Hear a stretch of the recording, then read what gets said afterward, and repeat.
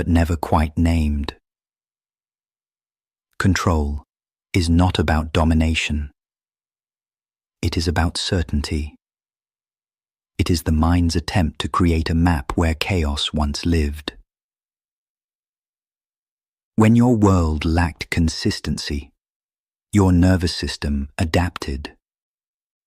It said, if I can just predict this next thing, I'll feel safe. So you micromanaged your schedule. You walked on eggshells around others. You built rituals out of routines, all in the name of control. But here's the paradox. What you thought would protect you became the very thing that imprisoned you. Control turned into rigidity. Structure became suffocation. And the freedom you sought, it slipped further away. Today, we will not shame your control. We will examine it, gently, precisely, like a craftsman studying blueprints. Because buried beneath that urge is a beautiful desire to feel safe, to feel seen, to feel stable. And there are other ways, gentler ways, to build that stability. Imagine for a moment that your inner world is a home, not one built by trauma, but one you're designing, room by room. The foundation, self-awareness, the walls, boundaries, the windows, perspective, the doors, choice. You don't have to live in the blueprint someone else handed you. You get to renovate. You get to reclaim. This is the psychology of architecture. Not just how buildings are made, but how inner stability is formed. You can still have structure, but one that flexes, that breathes, that honors your humanness. Let us unlearn the fortress and reimagine the sanctuary. Control is not the enemy. It is the invitation to explore the fear beneath it and to replace rigidity with rhythm. In this hour, we'll walk through the architecture of your mind. One wall, one window, one word at a time. Let us now observe the subtler threads, the fine print of your behaviors. Control doesn't always roar. Sometimes it whispers, in the way you correct your tone mid-sentence, in how you over-explain a decision, in that urge to double-check just one more time. These are not failures. They are patterns, micro-patterns, quiet mechanisms that once protected you from shame or surprise or rejection.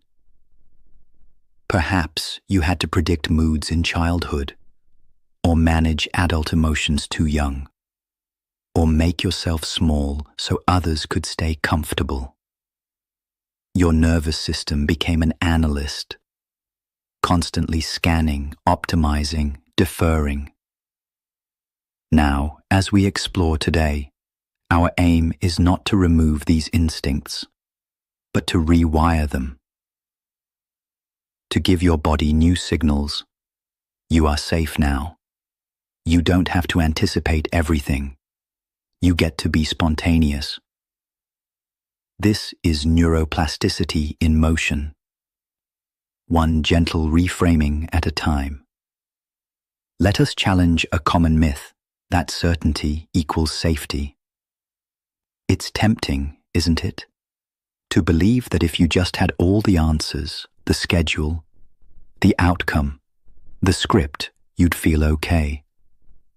But certainty is a moving target, and chasing it often leads to anxiety, not peace. True safety, on the other hand, is built inside your body. It lives in breath, in presence, in regulation.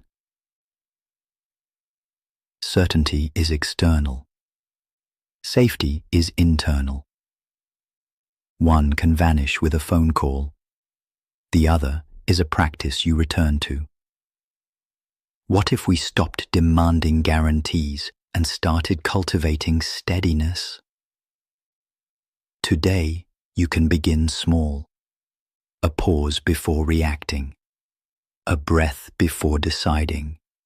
A reminder, I can handle what comes. That is safety, and it is far more resilient than certainty ever was. Let us now entertain a revolutionary idea. What if you no longer needed control because you developed trust? Not blind trust in others, but deep, embodied trust in yourself, in your capacity to respond, to adapt, to repair. Control says, I must prevent pain. Trust says, I can move through pain. Control builds walls. Trust opens windows. One is a fortress. The other, a living structure with doors that breathe. Consider this, you don't have to architect alone. The relationships in your life can become co-creators, not just variables. Boundaries help, yes, but so does collaboration. To say, here's what I need. To ask, what helps you feel safe too? You're not surrendering safety, you're upgrading the blueprint from solo survival to shared stability. Rigid structures may feel safe, but they cannot bend. And what cannot bend, breaks. Flexibility, then, is not weakness. It is wisdom. It says, I can shift when needed. I can pause before reacting. I can change my mind without losing my identity. This is the emotional architecture of maturity. Let's reflect. Where have you made rules that no longer serve you? Where has structure become punishment? Today, you have the right to remodel, to declare, I built that rule out of fear. Now I build from compassion. You are not locked into the blueprints of your past. You are the designer now. Let the structure hold you, but not harden you. Let it evolve. Let it breathe. Let us apply logic to something deeply emotional, letting go. Letting go is not forgetting. It is not pretending the past did not occur. It is a recalibration. Imagine a structure that once held meaning, a tower built of memories and expectations. But now that structure leans. Cracks form. It no longer supports the life you're building. Letting go is not demolition. It's engineering. You assess the damage. You salvage what's still strong. And you rebuild with intention. It requires humility. It requires grief, but also immense courage. Letting go is not weakness. It is wisdom in motion, strategic release. And often, it's not just one moment, but a series of permissions to feel, to revise, to move forward. After we strip away what no longer serves, what remains is truth. And sometimes that truth is quiet, unadorned, unimpressive to others, but deeply yours. Control tries to decorate, to make pain palatable, to package complexity into certainty. But healing does not need performance. It needs honesty. So what is left when the need to impress falls away? When you no longer chase applause? When safety is internal, not conditional? That is where the real you lives. And that version does not need fixing, only honoring. Today, we acknowledge that version, not the mask, not the fortress, but the architecture beneath it all.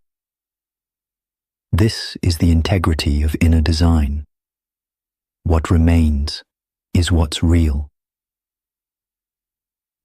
Let us imagine your emotional landscape as a blueprint, not of walls and doors, but of memories and meanings.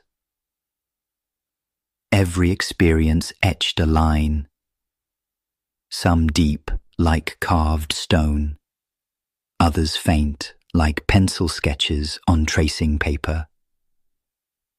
You inherited some of it, cultural codes, familial scripts, unspoken rules about how to feel, how to speak, how to survive. But here's the truth, a blueprint is not a prison. It's a guide, one you can revise. Today, we begin that revision, with curiosity, with precision, with deep respect for what once was necessary, but no longer serves you. You may find rooms you've avoided entering for years, memories still under construction, patterns that leak through the foundation. That's okay. This is not demolition work. This is renovation. And you, dear architect, have full creative control now. The right to redesign your emotional home is sacred. Not everyone will understand why you changed the layout, why you removed certain doors, or built new ones with locks. They may say, "You've changed," and you have. Because growth, real growth, requires spatial honesty. Where does this pattern still fit? Where does this person still belong? Boundaries are blueprints, and your emotional home needs both entry points and exits. You're allowed to redesign it without guilt. To say, this version of me needs more light, more quiet, more truth. And if someone doesn't respect the new design, that is not your burden. It is their resistance to evolution. You don't owe the past a lifelong lease. You owe your soul a space it can fully inhabit. Let us clear the misconception that emotion is a deviation from logic. Emotion is not a malfunction. It is not a flaw in the code. It is data. It is signal. It is meaning in motion. When you feel something deeply, that is your inner architecture responding. Your structure is not broken, it is adaptive. Perhaps you were taught to suppress, to explain instead of express, to perform calmness while chaos brewed beneath. But the body remembers, and so do your systems.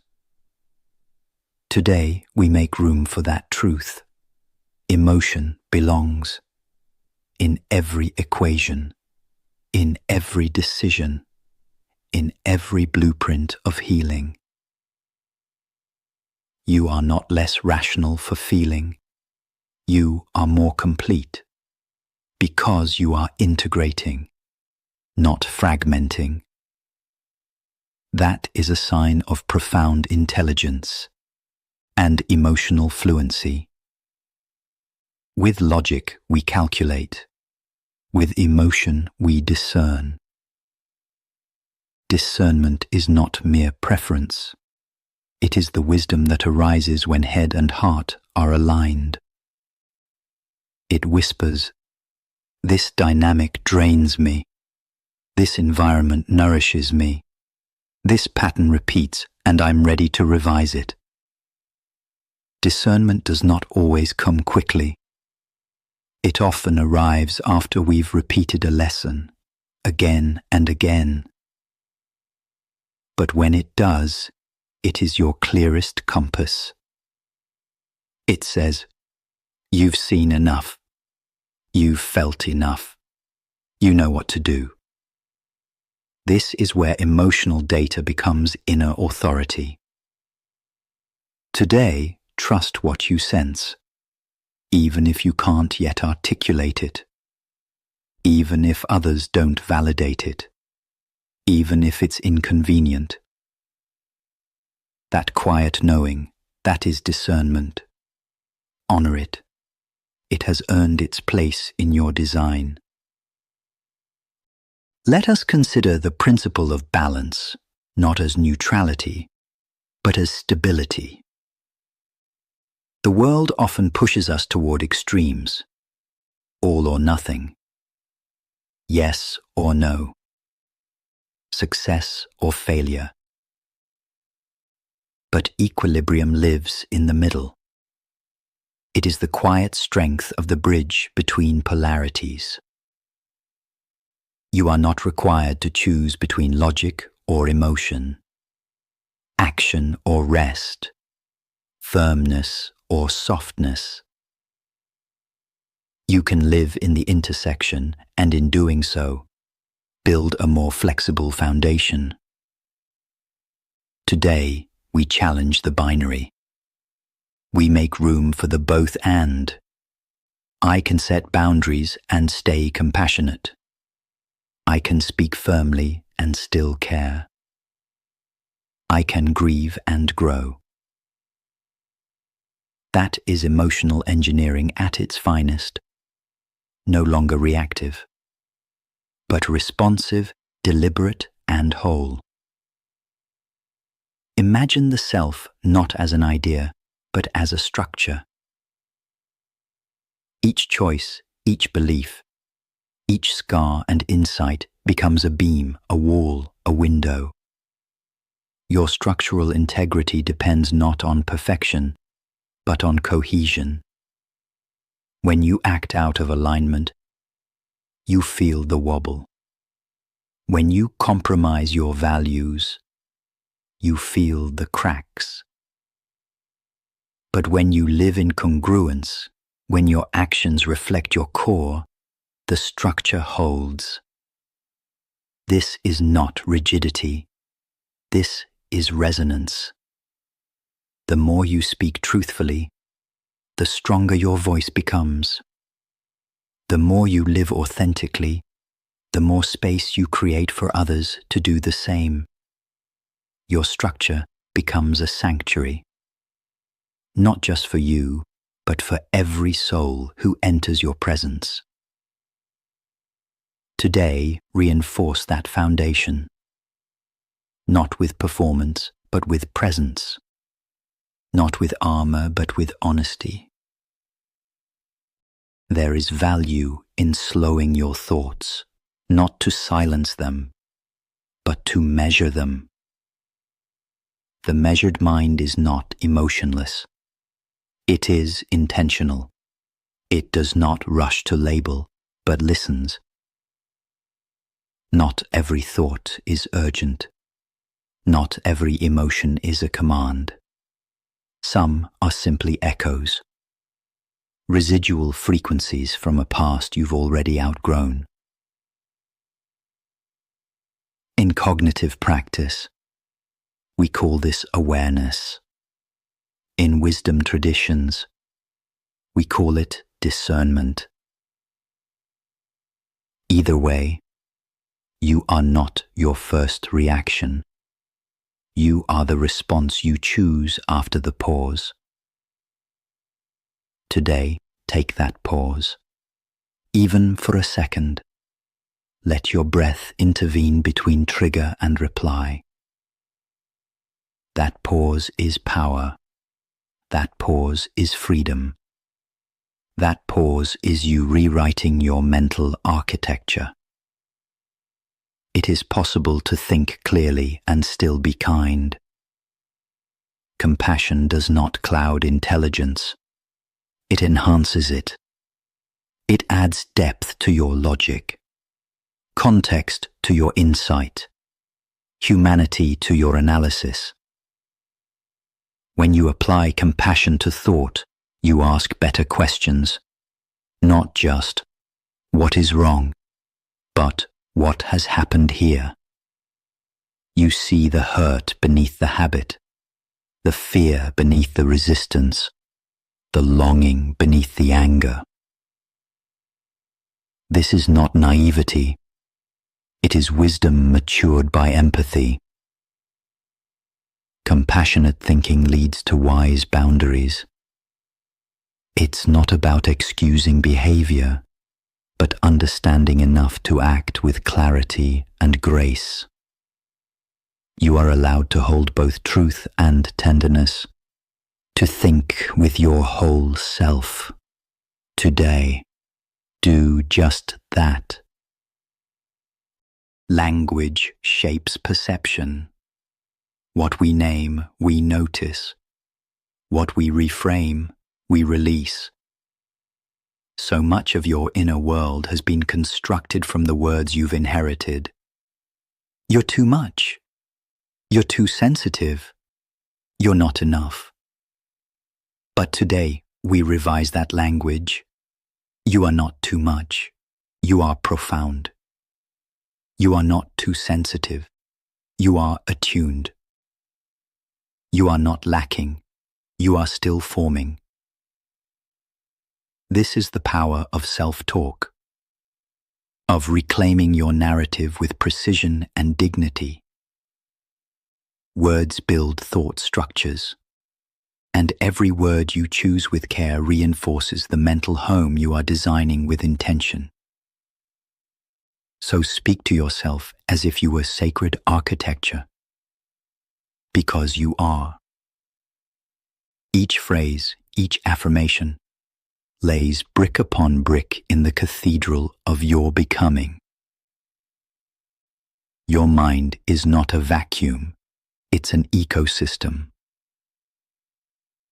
A living, breathing landscape shaped by what you consume, who you listen to, what beliefs you water. When negativity becomes the dominant species, resilience shrinks. When shame takes root, hope finds it harder to grow. But you can tend to this garden. You can introduce balance, light, nutrients of truth and gentleness. You are the gardener, and your attention is the sun. Where it lands, growth follows. Today, ask, what thoughts am I feeding? What ideas need pruning? What voices belong outside my gates? This is not abstract work, it is literal mental hygiene. Essential upkeep for a mind that deserves peace. Tend to your ecosystem. It sustains everything else. Let us elevate thought, not as a tool, but as an act of dignity. In a world that rewards speed and noise, your contemplative silence is revolutionary. When you pause to think, to weigh, to wonder, you assert your autonomy. You are not a reaction machine. You are not a trend echo. You are not a mouthpiece for mass opinion. You are a sovereign mind, capable of depth, of nuance, of revision. Every time you choose to think instead of react, to reflect instead of attack, you honor the sacred architecture within. That is not weakness, it is evolved strength. It is the foundation of wisdom in motion. All this reflection, this inner refinement, it leads somewhere. It is not only for your healing, but for the healing of others through you. Your clarity becomes guidance. Your regulation becomes safety. Your compassion becomes contagious. When you step into the world with a well-ordered inner life, you shift the energetic architecture of every space you enter. This is how minds build cultures, how healing ripples into systems, how reflection becomes revolution. You are not just managing your mind, you are preparing it to build, to serve, to restore what chaos has fractured. And you are not alone in this. At 8 a.m., Zara Khan awaits to help you bring your truth into communication, into connection, into community. But first, let this final breath of reflection settle you into self-trust. Because from